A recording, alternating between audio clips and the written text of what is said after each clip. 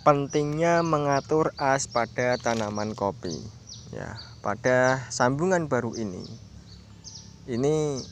saya pelihara sambungan yang pertama setelah muncul tunas ya. Tunas ini 1, 2 ya. Ini semua tunas-tunas yang tumbuh saya buang semuanya. Ini harus dibuang. Ini juga harus dibuang, dibuang. Pokoknya ketika muncul tunas baru, 2 lah ya. Ini jangan sekali-kali memelihara tunas yang lain, karena mengingat pohonnya itu masih kecil. Karena memelihara tunas yang lain itu bisa dipastikan akan memunculkan banyak buah atau memunculkan banyak pembungaan. Ketika kopi yang kecil kayak gini buahnya kok sangat lebat, maka yang kita khawatirkan adalah pohon ini tidak kuat untuk menyerap nutrisi pada tanaman kopi ya. Ini masuk pada masa pembungaan. Semuanya tunas-tunas yang baru muncul harus dibuang ya. Upayakan fokus pada pembungaan, fokus pada menyempurnakan bunga kopi yang akan dibuahkan pada musim depan ya. Jangan terlalu tergesa-gesa memanenkan kopi dengan jumlah yang banyak pada satu pohon, apalagi pohonnya itu pohon yang masih baru dan masih kecil kayak gini. Ini sangat eman-eman ya, sangat disayangkan jikalau dipelihara tunas dari sini atau dipelihara tunas dari sini ke sini, artinya menjuru ke arah mata angin 4, karena usianya itu masih kecil, dikhawatirkan batangnya tidak kuat ya. Oleh karena itu hendaknya diperhatikan pada teman-teman yang menginginkan ataupun berusaha menginginkan tanaman kopi kita itu baik. Diperhatikan ketika masa masih kecil, maka tunas yang dipelihara cukup 2 saja atau maksimal 3, jangan sampai lebih ya. Kecuali kalau pohon kopi kita itu sudah besar, mau dipelihara 4 juga boleh, 3 juga boleh, akan tetapi harus disesuaikan dengan nutrisi pada batang kopi tersebut harus tercukupi. Semisal batang kopi hanya 2, ya kita cukup sesuai dengan kebutuhan kopi ini 2. Kalau 3, ya harus kita sesuaikan pemupukannya 3, 4 juga sama, dan seterusnya. Tapi perlu juga perawatan kopi tersebut harus dilihat apakah terjadi tumpang tindih atau tidak. Nah, seperti kopi yang ada di depan saya ini walaupun saya memelihara batang banyak sekali ya. Coba lihat, 1, 2, 3, 4, 5, 6, 7, 8 batang kopi, akan tetapi tidak terjadi tumpang tindih. Maka diperbolehkan atau dianjurkan karena kita ingin menghasilkan yang lebih banyak, yang lebih maksimal dari satu batang kopi tersebut. Oke.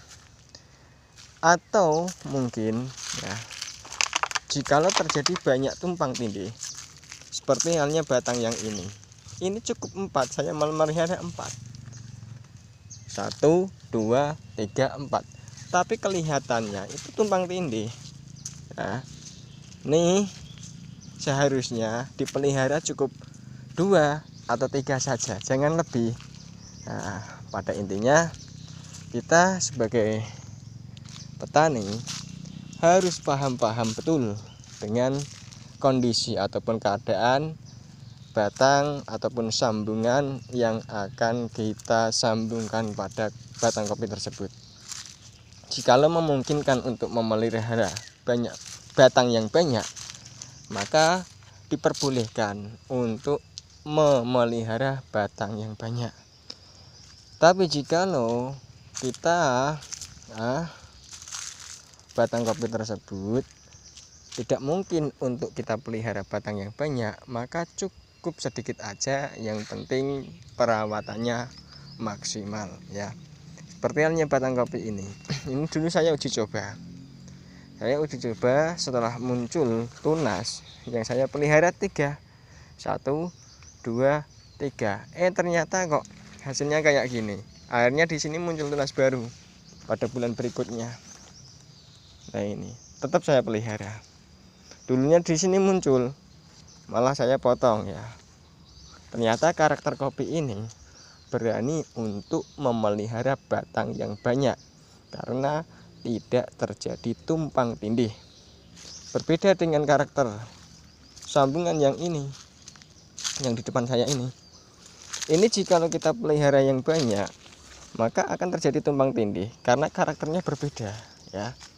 Karakter klonnya itu berbeda, tidak sama. Maka semaksimal mungkin kebutuhan pada kebun kita, apakah terjadi tumpang tindih pada satu batang tersebut atau tidak, ataukah terjadi tumpang tindih pada batang yang lain. Semisal ini antara pohon dan ini dengan pohon yang ini kemungkinan tahun depan ini juga akan terjadi tumpang tindih ya. Akan terjadi tumpang tindih. Tapi perlu kita siasati. Di sini karakternya batang itu menjulang ke atas dan ini karakter batangnya merunduk ke bawah. Nah, itulah siasat sehingga tidak akan mungkin terjadi tumpang tindih. Oleh karena itu, sebagai petani kopi ya, petani kopi milenial zaman sekarang harus paham betul dengan kondisi sambungan dan kebun kita yang kita rawat selama ini. Jangan sampai menyesal di kemudian harinya. Seperti halnya klon ini juga.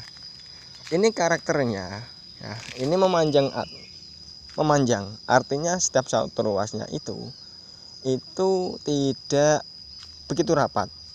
Pasti dia karakternya memanjang. Dan jika kita memelihara tunas yang agak lebih banyak, semisal ini dulu saya setting 3, 1, 2, 3, 4, 5 ya, 5. Tapi kelihatan dulu sangat rimbun. Saya potong 1, 2 saya potong. Saya sisakan 3 dan ini nanti lanjut ke B2. Kemungkinan nanti di musim hujan yang akan datang atau setelah masa pembungaan selesai ya, ini tetap akan saya pelihara dari sini. Dari sini memelihara tunas yang akan dibuahkan di tahun mendatang ya. Begitulah sepilan dari saya. Semoga bermanfaat bagi teman-teman semua, bagi para petani kopi khususnya para pemula ya. Kita belajar bersama-sama, tidak bermaksud untuk menggurui atau bermaksud untuk mengajari ya. Semoga ini bermanfaat bagi kita semua. Salam petani kopi Indonesia, petani sukses, petani jaya.